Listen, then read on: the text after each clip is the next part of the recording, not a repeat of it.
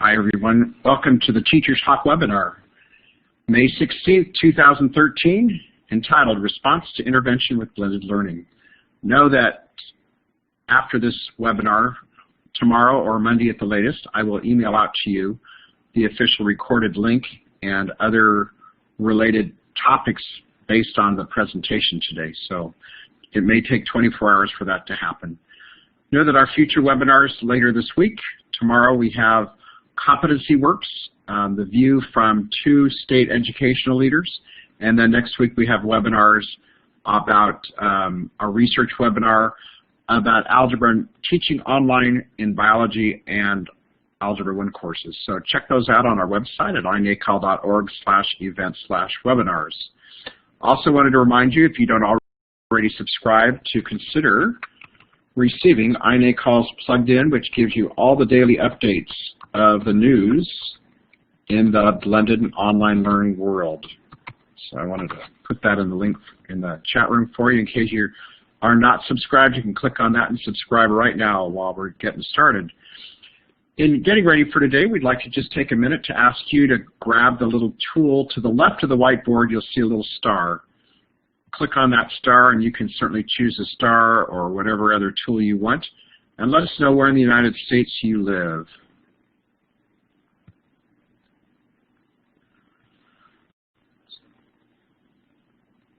So I see we've got a couple people in California, Colorado, Illinois, looks like New Jersey, Florida. Great. Good to see people from all over the place here as part of our presentation today. So again, as I mentioned earlier, the name of this webinar is our Teacher Talk webinar, Implementing a Response to Intervention Program Using Blended Learning and Digital Tools, or RTI plus PLC equals Student Success. Our presenters today are, I want to make sure I got their names right, Vicki Parrott, Rebecca Long, and Christina Spencer from the Spring Independent School District. And I'll turn it over to them so they can tell you more about themselves. So thank you, ladies, for being here today. I look forward to hearing all that you have to share with us today. Welcome. We are located in Texas. We just didn't get to represent our state in time. And my name is Rebecca Long, and I am the administrator for the virtual program in Spring ISD. Hi, my name is Christina Spencer, and I am the lead counselor here at the virtual school. And I'm Vicki Parrott. I am the learning specialist, and my primary responsibility is to provide support for our online facilitators as they work with the students and the parents.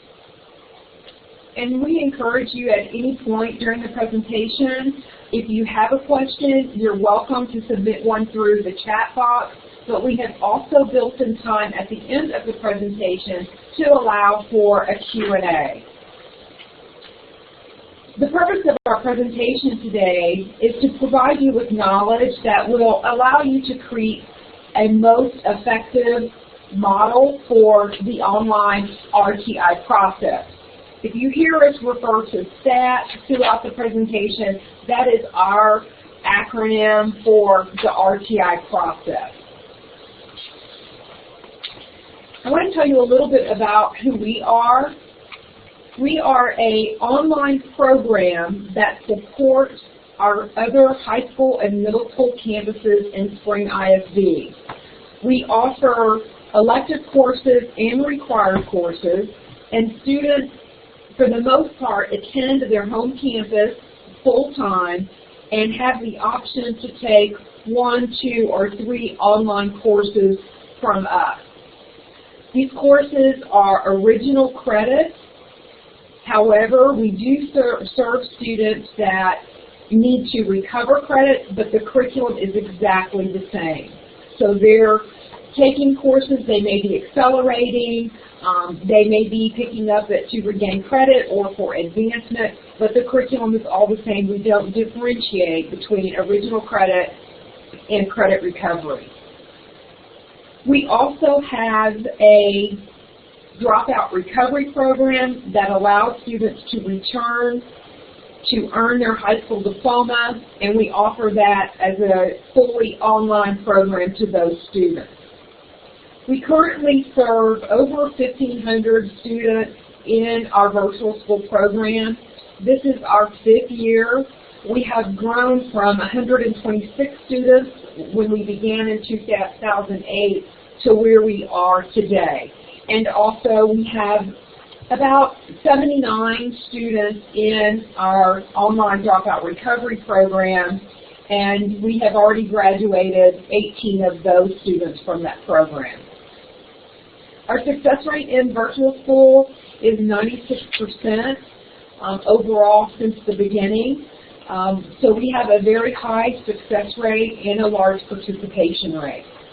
What I would like to know from you is, what is your experience with RTI Online? And what I would like you to do is take the star and move it to the area that best represents your experience.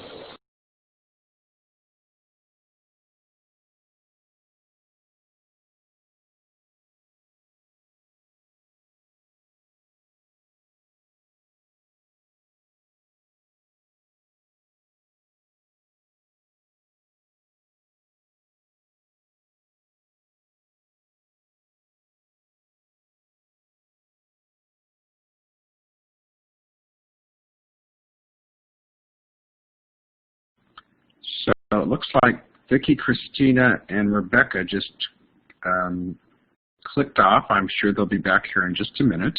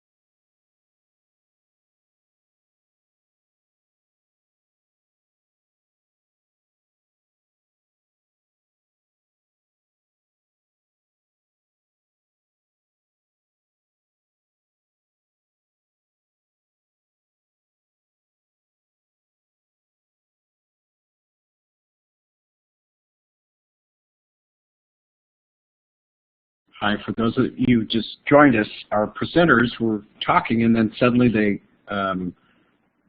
got knocked off, and so I'm going to communicate with them to see how we can get them back on. So just hang tight. We'll be back.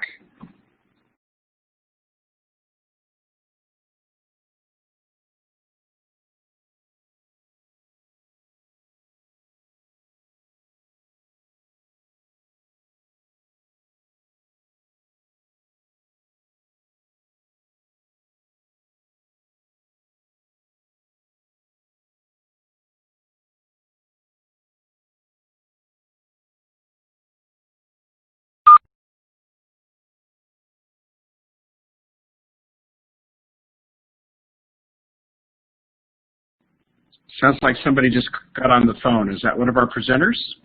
That would be all of your presenters sitting right here. We just got knocked off in the whole building here. So would you be able to Oh, cool. Slides for us? No problem. Oh, you know what? Looks like we're back on. Be back. All right. Well, good. You've got the phone back up, so in case we need to go there, then we can go there as well. So.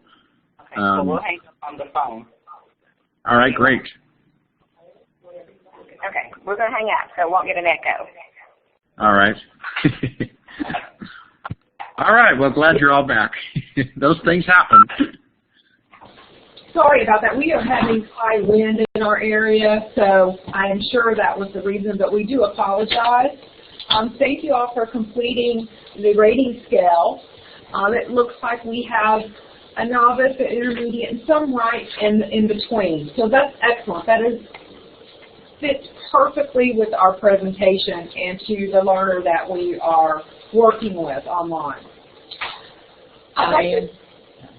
Rob, I do not have the slide that will allow me to the arrows now. I am so sorry for our attendees, but we don't have everything that's supposed to be on here. Can you advance the slide, please? There you go. That's it. Thank you. And you should have those privileges again. Go ahead. So I'd like to begin with a quote. It happens each year. Schools that proclaim their mission is to ensure learning for all have no plan or strategy for responding to the inevitable moment when a student is not learning. Hence the reason we have RTI. I mentioned earlier when I introduced ourselves that we function as a professional learning community. So a lot of the decisions that we make or attitudes that we exhibit are a result of operating in that community. And in a professional learning community, there are 4 critical questions that guide your thinking. In terms of curriculum instruction, we have to ask ourselves, what do we want students to learn? In terms of assessment, how will we know if they learned what we have taught? And in terms of RTI, what are we going to do if they don't learn what we've taught? And another important question that sometimes is left off, what are we going to do if they already know it? Learners come to us with a variety of experiences and knowledge, from the low end to the gifted and all in between. So response to intervention allows us to address each of those areas that that learner may come with. So what is RTI? RTI is timely and preventative. It's not a code blue. RTI is a student issue. It's not an issue that's determined because the student's a regular education or special education. A response to intervention is available for all students. It is there to provide support to every student. And it's not just a recommendation or a referral to a higher level of intervention like special services. And it's designed for any student who is not making adequate progress. It's not a response to failure. So in terms of RTI, it's really important to look at the left because that's what it is. If you look at the right, that's what it should not look like. So in order for us to have effective RTI procedures, it's important that it's timely, that it's preventative, and that it's there to help every student be successful. In terms of intervention, looking at data, 80% of all students are going to need additional support or access to interventions at some time. So again, it's a means to every student and to provide them the support.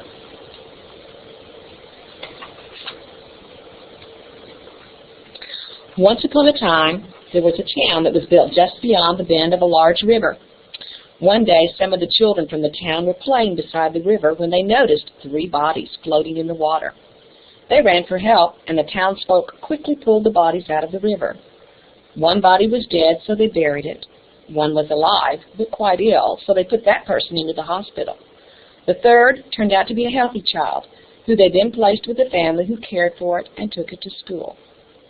From that day on, every day, a number of bodies came floating down the river, and every day the good people of the town would pull them out and tend to them, taking the sick to hospitals, placing the children with families, and burying those who were dead.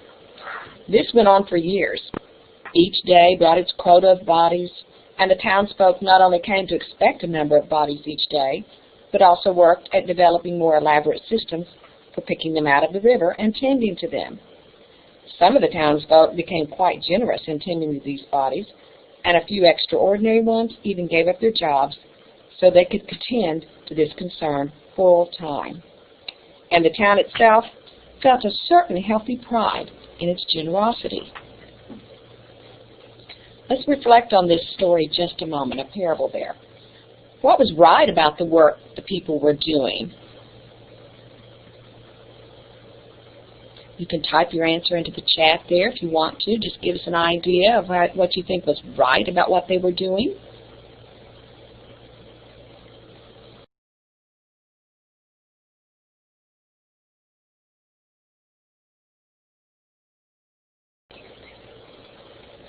Well, let's think, okay? I know you're probably all sitting, they were providing the right intervention to the right situation. Very good, Diana. Any other thoughts?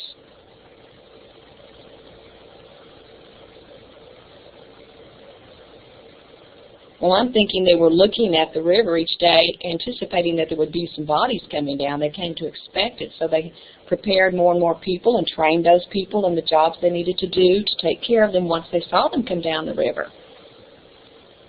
Okay, let's think on the other side of this. We talked about a little bit about what was right.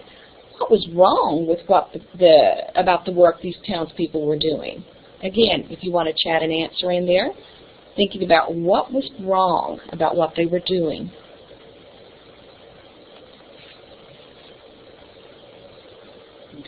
They never addressed the root causes.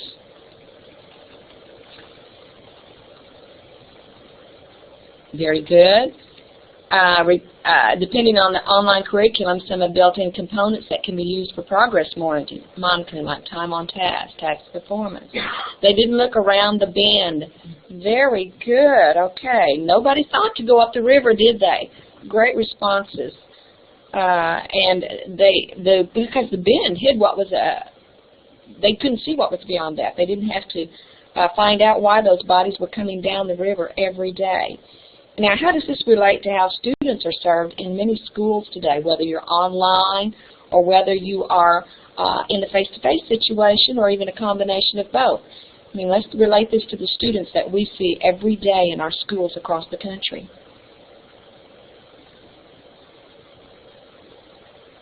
Again, if you have a thought and you want to type your thought into the chat room, chat area there, that would be great.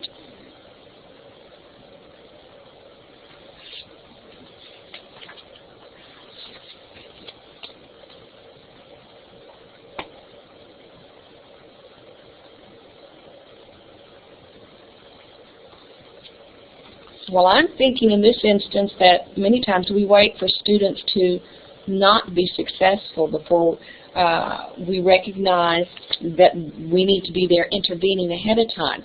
As Rebecca said early on, 80% of our students are going to go in and out of a time when they need help to be successful. And this one says, Kim says, looking at intensive, strategic, and proficient students and applying appropriate interventions. Absolutely. Absolutely. Even a student that is very, well, I've used this example before. I know how to play the piano very well, and I would probably not need a lot of intervention there, maybe a little assistance once in a while.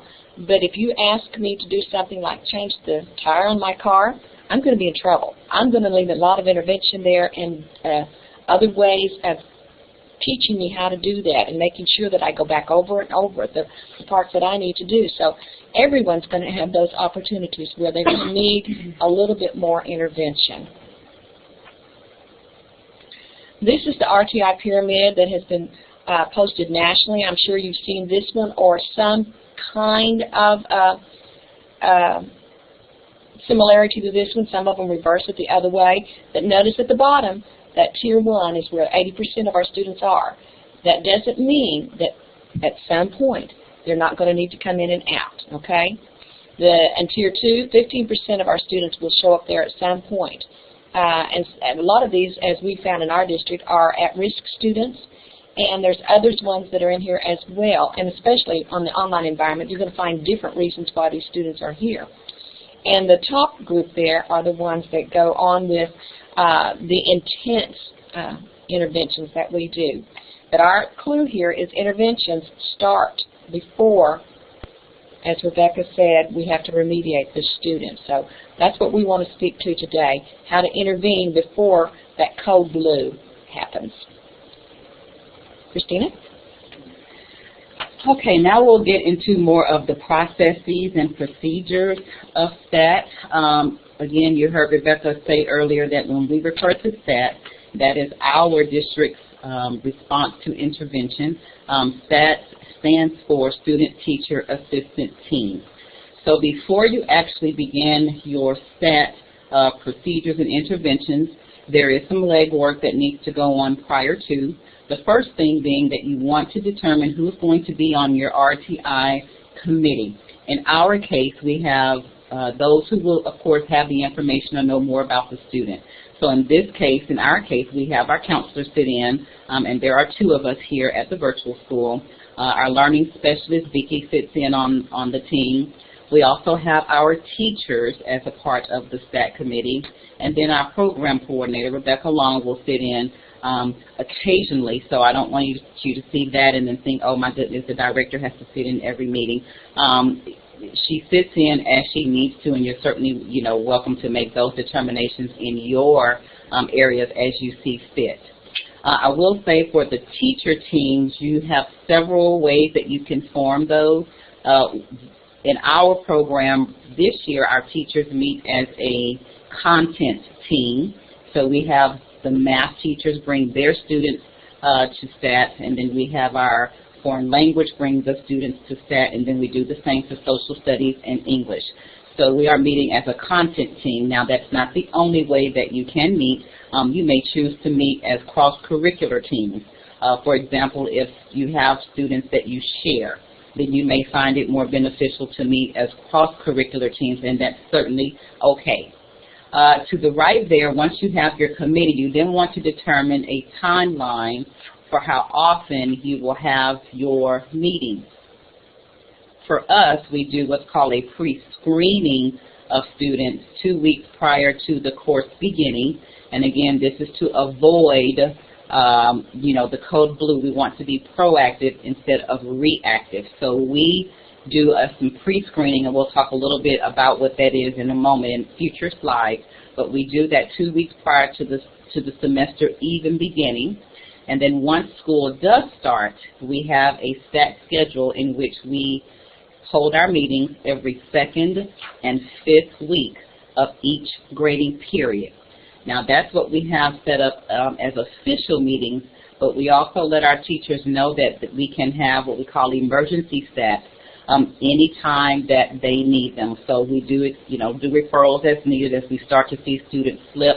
We don't want to wait until the 2nd week or wait until the 5th week if we already see that student is going to need some intervention. So our teachers know they're always welcome to bring students anytime for STAT.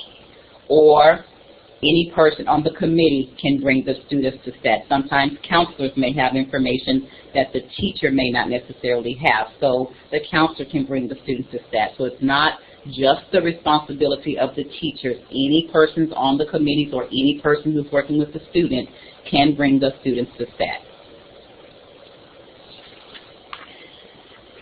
In our STAT process and in your STAT process, it's going to be very important that you know your students. And what you see here are 2 different types of learners. You have your intentional non-learners, and these students will typically exhibit challenges in the areas of behavior, their efforts, meaning their work ethics, not necessarily logging in as they should.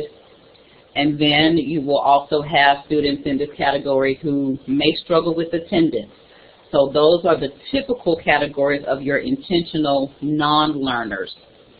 If you look at the failed learner, these are your students who will typically struggle with the core, meaning their writing, their reading, their English, the history, that they really have maybe some deficits going on there. So that will be your failed learner. Now what I really want to stress here is you really want to be sure that you have identified what type of learner that you have, because you want to be aware of this question. Is the intervention for the learner who can do it but won't, or is the intervention for the learner who can't do it? And that can be very, very tricky, because if you assign the same interventions to both of these learners, then you're going to end up with very unacceptable results that don't address the real need of the student. So you want to be careful to identify your learners. What we have here, we have taken the bottom portion of our pyramid and we have essentially divided it into two categories. In working online, as opposed to traditional teaching, that bottom portion of that pyramid is just one section. But we have gone a step further and divided that portion of the pyramid, or really the entire pyramid, in half, because in online learning, we have discovered that there typically tends to be two categories of challenges, and that is the issue skill and instruction, or is the issue time management and organizational skills. And again, taking the interventions and addressing the wrong issue can yield you unacceptable results. So the first question in identifying your interventions will be, is it content or is it more of a time management and organizational issue? So we won't read the list, but you can see there, skill and instruction on the left has its own set of, and this is ours, yours may look different, but these are the interventions and strategies that we have found most helpful and effective that we utilize for students who are struggling with skill and instruction. And then to the right side, this is the list of strategies that we use for students who are struggling with their time management and their organization. We also added an additional piece, which is the technology resources to support instruction and accommodations. That can also get tricky again with technology, and so you want to be sure that you have some solutions or interventions or strategies in case the challenges are more of a technical issue. Okay, so once you have your committee in place, you have a timeline of when you would like to hold your meetings, you have know the differences in your learners, you then want to begin to think through the process itself. And what you see is the process that we use here, and we'll kind of walk through each of these in depth as we move through the slides. But what you see here is just the total process in whole. So we start with a pre-screening of the student. That usually happens before school ever starts. We then create a stat meeting place for those meetings to take place. We identify protocol, procedures, and norms for those meetings. We then have a pre-stat referral that our teachers complete, so we know what the issues are that we are addressing. And then we take them to stat, where we discuss the intervention plans and how we will move forward with monitoring and reviewing their process or their progress.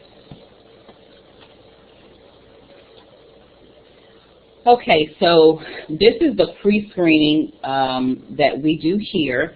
And again, this takes place before the student ever joins us. So as a part of our pre-screening for support, this is a list of things that we do. So in essence, what happens is the student will register for courses with us.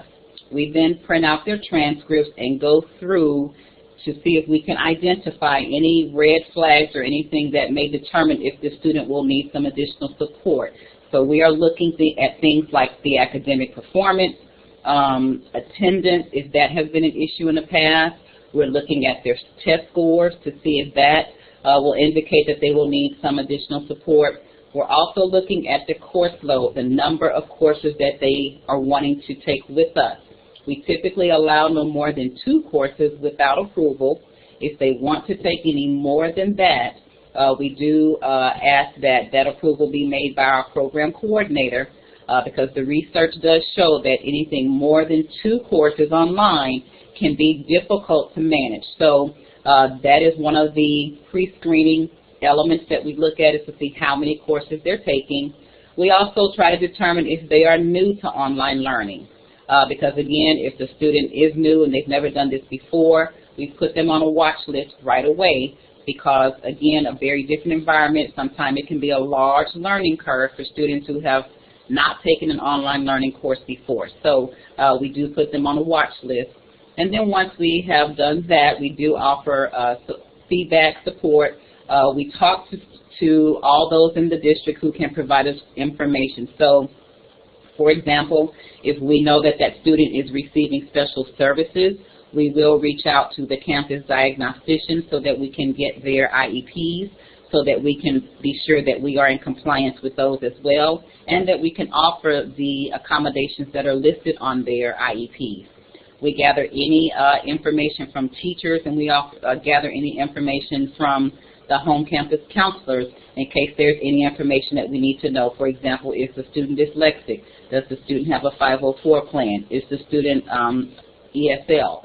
So that all of that information are things that we gather during our pre-screening phase. Again, all of this is before the student ever starts with us. We have a couple of questions. One of them comes from Rob. Does this process happen face-to-face or online communication?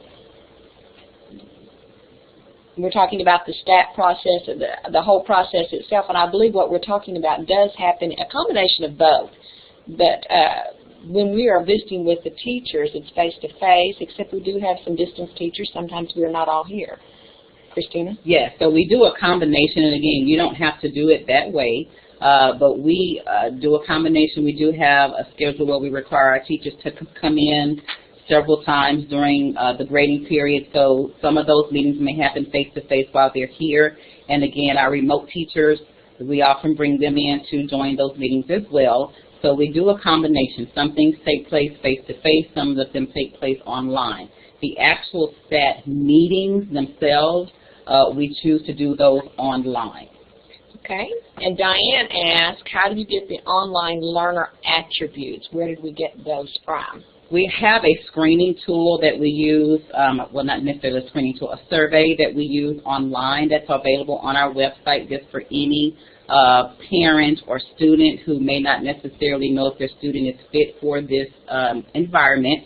So we encourage the student and or parent to take that survey to see if they, I won't say qualify, but to see if they would be a good candidate for online learning. And I see Jane is asking who is responsible for the pre-screening.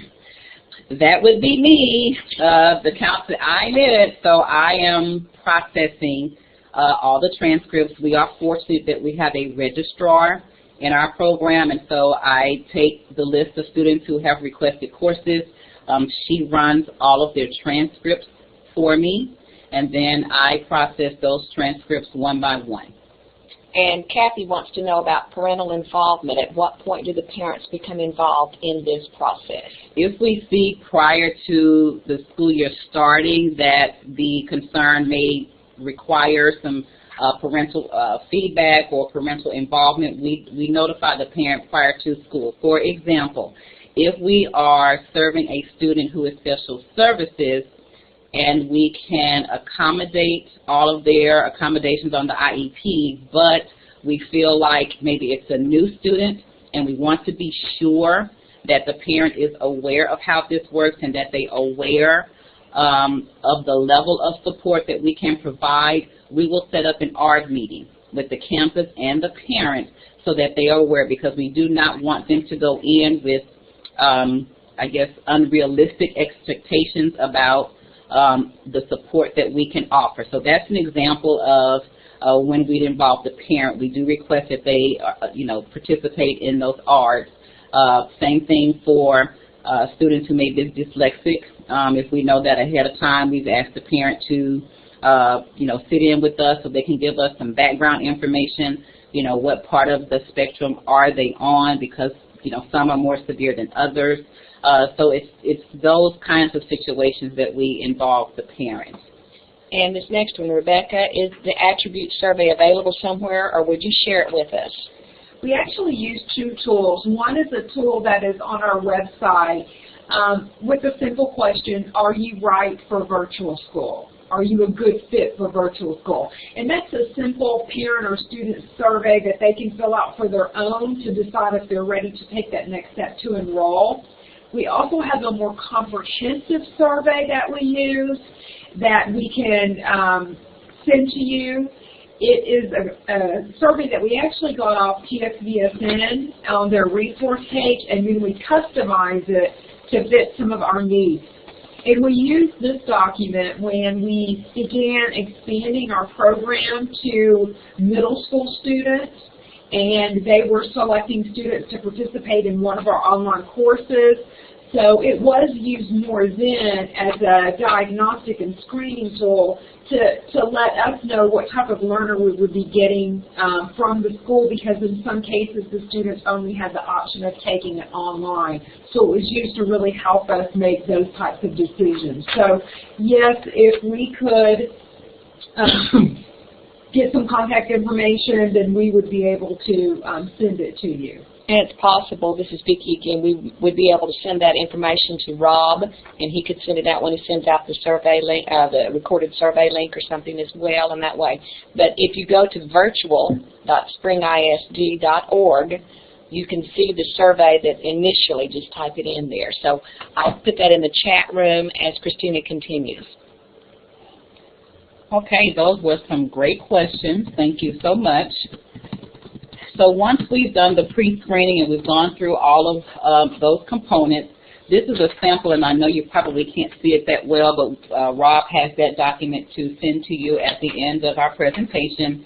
This is the tool that we use as we are pre-screening those students who we feel like will need some additional support. And this is filled out by teachers as well as the counselors. We all get together, whether it's online or in person, whichever way you choose.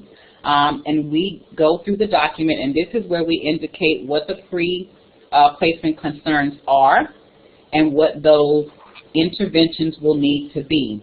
And again, this is before school starts, before they ever get into class. Again, being proactive instead of reactive. And so every student who we have identified through pre-screening gets a form filled out with a collaboration effort from the committee to see what interventions or preset interventions will be best effective for the student. Okay, so now we're moving more toward the actual STAT process itself.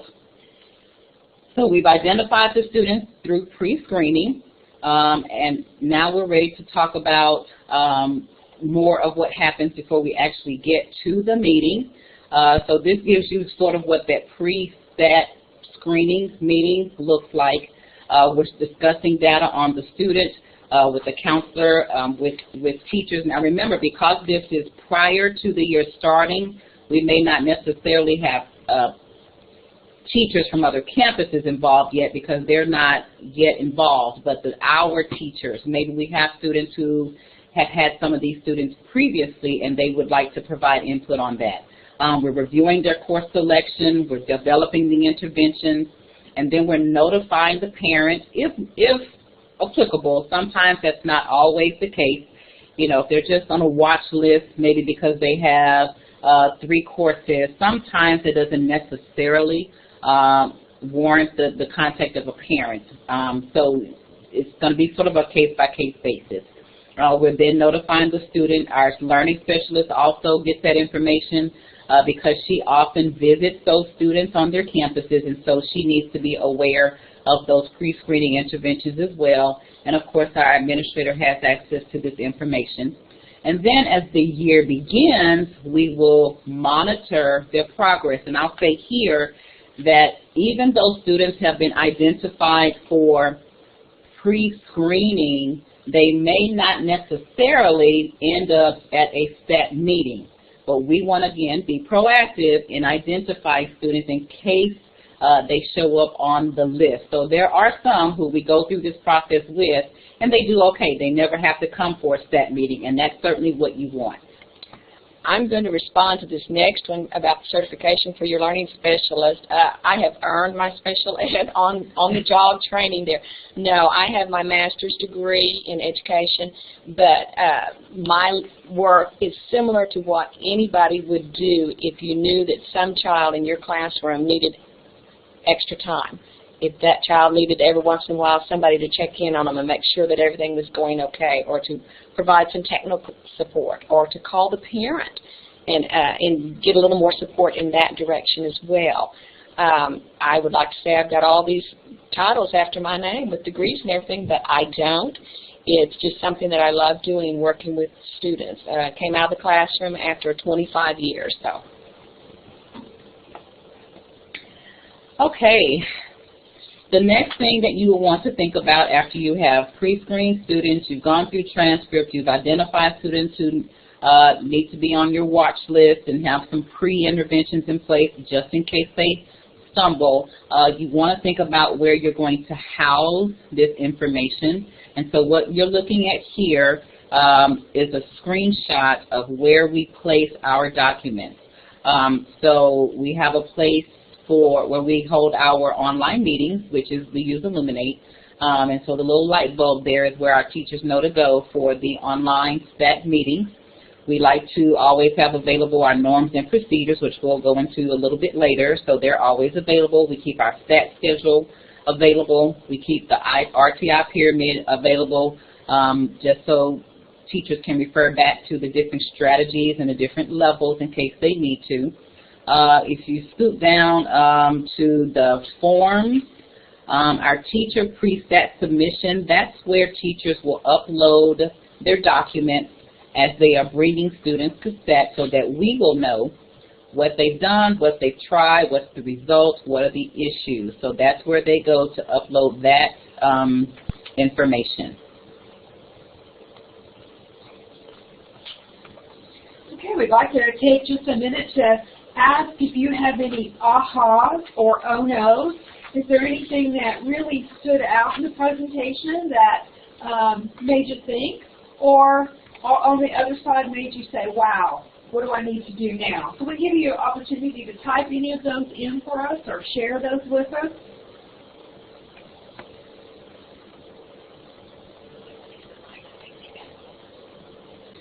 Okay, Kim says the process is something that she's enjoyed and the layers of support. And Kim, you are so right. It is the layers of support that's there. It's not one person following this student around. It's support all the way up, from the student all the way up to the top. Feel free to add your questions or comments as we go along, okay? We appreciate that. And just to keep in mind that many of these documents that we're sharing today, we are going to hand out to you at the end of the meeting, so you can take those and adjust, monitor, make them fit your needs, or just have a place to even start, okay? Our online protocol is, and we'll answer this one, Diane, since you asked it, have you developed a list of interventions? Yes, we have. And one of them we shared earlier, and we also have that list coming out to you because we have done this ourselves, and you modify it every year. Okay, as you go through the year, you find things that don't work anymore, or maybe you don't have that in the online environment anymore. Definitely, we will share that with you, the things that we have done. And Jane wants to know how many students enrolled in the school and how many teachers are on your team. Rebecca. We have 9 teachers, and we have 7 support staff members, including the administrative team, counselors, learning specialists, and the other support that's provided. So we are an organization of 17, and we have approximately 600 students in the fall and 600 in the spring, taking 1 or 2 courses. So typically in a year we serve 1,300 to 1,500 course enrollments. Okay, thank you, Rebecca. Our online protocol is developed by our team of teachers, and we know that we have the agenda in advance, uploaded in advance because of doing this online. We know ahead of time what recording tools we're going to use, where our database is going to house our information, and Christina did mention we use Illuminate. And we assign the roles, who's going to be the facilitator, who's going to be in charge of time, and who's going to take care of recording the information. We do record all of our meetings as we are online. It's perfect for us, in addition to any incidental notes that we write down and things along the way. This is actually the meeting procedures here. You can see before we get started, and I do see this ARD. I keep seeing that. Yes, ARD is the same thing as IEP. Okay, when you see the word ARD, we're talking IEP, but that is a Texas. ARD is a. Yeah, ARD is our Admission Review and Dismissal Committee. I think it's the same as you had, which is a part of the special ed process or meeting where students' individual interventions are developed.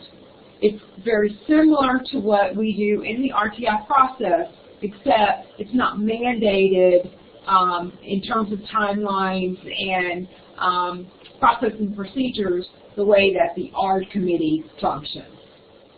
In Texas, I moved to Texas from Oklahoma 10 years ago and found out that they have their own acronyms down here for some of the things that I knew in Oklahoma. When I found out what ARD stood for, I said, oh, I know what that is now, when I was involved in it. So these are our actual meeting procedures, and you can see that the counselor and the teacher are the ones that do the preparation stage, and as the meeting begins, our counselor is in charge of the meeting, and then in the middle of it we discuss everything about the facts and the circumstances, and we always remind our teachers we're sticking to facts. It's not a feeling thing, it is the facts that we know about the student at this point. And we make sure that we review everything about the student that needs to be reviewed from a previous time when we've talked about it, in addition to what interventions have been applied, what is our plan of action, and when it's going to be our scheduled follow-up of review. How long are we going to make certain that we try this intervention before we know if it worked or not. And we usually do that at the 2nd and 5th week. If you bring a student at the 2nd week of the grading period, then by the 5th week, if not before, but by the 5th week, you will be asked by the counselor, what is the progress on this student? Now, if a student is not succeeding within a couple of weeks after that applied intervention, again, that person can be brought to STAT again at any point. The norms, again, we review these at the beginning of every STAT meeting because we want to make sure one person speaking at a time, being attentive, and the one that we find sometimes is a little laughable is our cell phone silence, but our teachers live by their cell phones. So even when they're online, if they don't have their cell phones turned off, we could hear their cell phones when they would be ringing. So we have to make certain that we do that. And one that we want to be sure that we do because of respect for one another is start on time and stay on task. So we like to start on time and we like to end when it's possible to end. We have designated times that sometimes go over, and our teachers are very understanding. I text them immediately if we're in the middle of a meeting and we need to finish something, that they're on standby. This is the pre-STAT referral document that the teachers fill out. Again, the purpose for this one is so that we can see what it is that they have done before they come to STAT.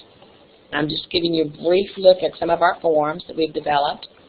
This is the actual STAT intervention plan. This is the one that the counselor fills out, and we maintain this one. And you're only seeing the first page of multiple pages, and it's one of those forms that you continue to add to.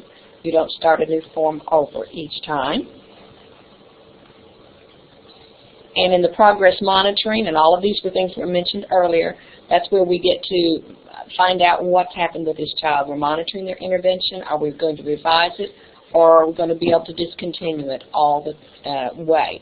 And some we are able to. All they need is maybe just that little bit of time, maybe 3 to 5 weeks to get the information down and be successful online. And some we find ourselves working with the same intervention. It's successful, but we can't discontinue it for some length of time to support that student. I wanted to give you a little information about the success of our RTI process. We've been very fortunate, first, in that we have a collaborative team of individuals and are trained in using the techniques of data and collaboration, so it is a team activity for us. About 10% of our students are brought to STAT during the school year, and less than 5% of those students will need continued interventions throughout the year. So we get the majority of our students in, remediate, intervene appropriately, and they are dismissed from this.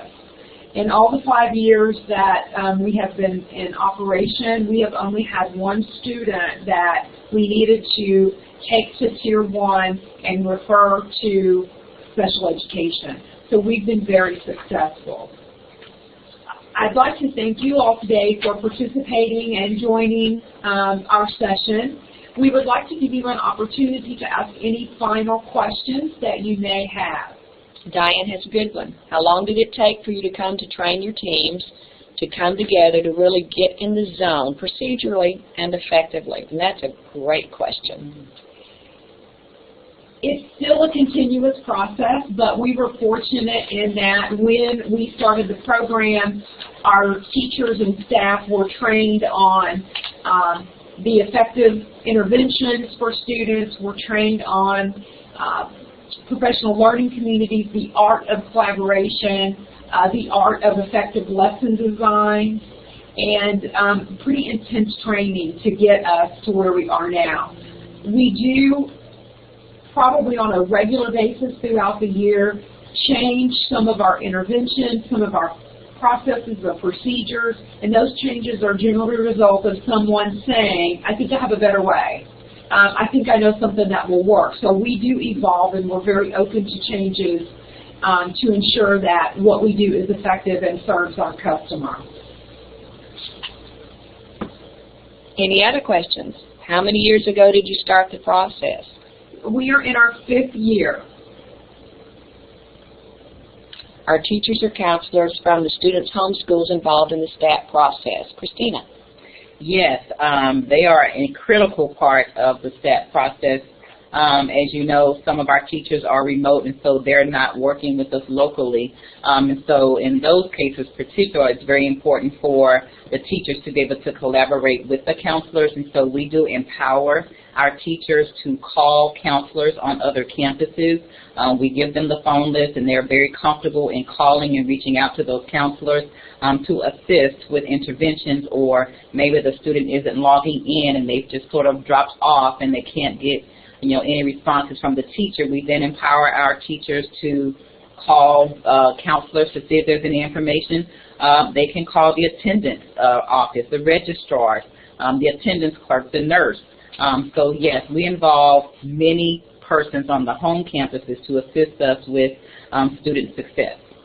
Are the students also attending a general public school? Yes, according to Texas state law, that is one of the requirements for a student, and they can be enrolled with us up to half-time. Is that correct, Dr. Yes, Long? in our particular program, it is required that students be enrolled at their home campus full-time before they can take online courses with us. So that is our district requirement.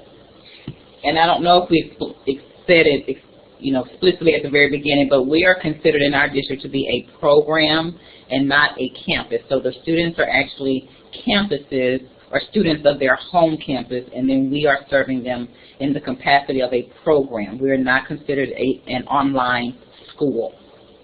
That just happened to be our name. Yes. The Spring ISD Virtual School. Some great questions.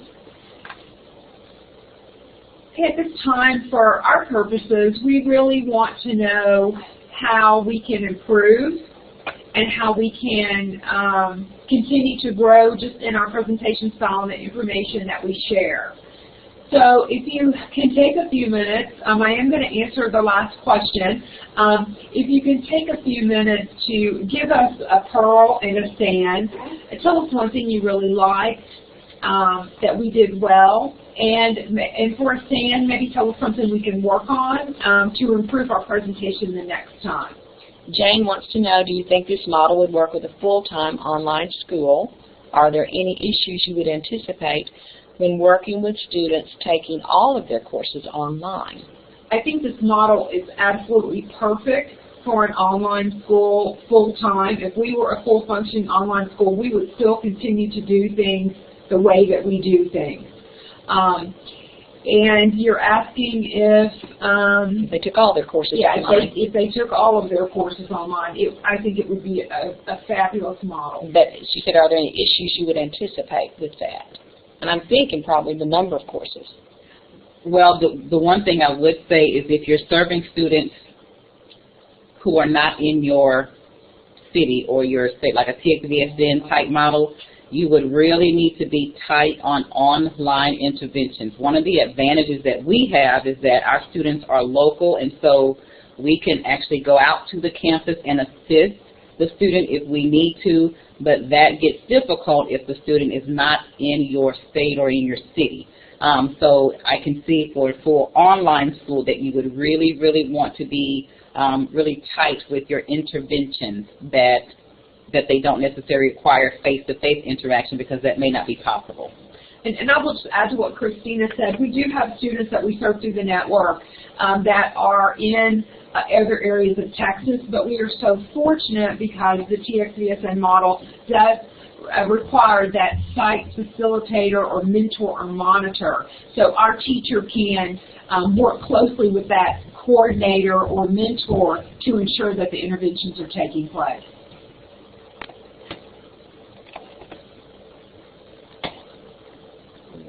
Okay, and getting lots of comments here about the information, and Rob is now sharing it with you. And I want to go on to the next slide while he is sending all these files to you. And I think we can sum this up with a very simple statement.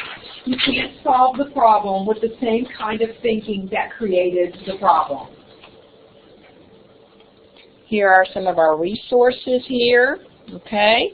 Also, please know that we are available. You are available to touch base with any of us by email. You can contact us off the website if you want to. Christina, was there anything else you wanted to say? I'd just like to thank Rob for his invitation to present to you all. We certainly enjoy doing this presentation and helping others, and hopefully that we can make a change in your RTI processes as you continue to grow. Thank you, Christina and Rebecca. Thank you, and let's give them a round of applause. We appreciate that. And again, boy, the chat room was very active today, and so you may have missed this link that I put in, but I'll put it in again. And if you could click on the link I just put in the chat room and spend a second to evaluate the webinar for us as we continue to improve. And by now you should have on your desktop received all of the different documents that Vicki, Rebecca, and Christina talked about during the presentation. So if for some reason you didn't receive some of those, then just let me know. Like I mentioned at the beginning, you'll receive an email from me once this recording has all been rendered, probably tomorrow, but possibly on Monday, and I'll make sure all the resources are linked there as well. So yes, everybody who registered for this webinar, I've got your email addresses, so I'll send it all out through email. So thanks again, everybody, for being here, and hope to see many of you on our webinar tomorrow about competency works and how different states are presenting that. I can tell you that there's going to be some great sharing with some 2.5-minute videos that the state of Maine has put together on how to move a program forward in competency work. So hope you'll join us for that as well, and all of our future webinars. And if not, thanks for being here, and I'll see you all online somewhere soon, I hope. So goodbye for now.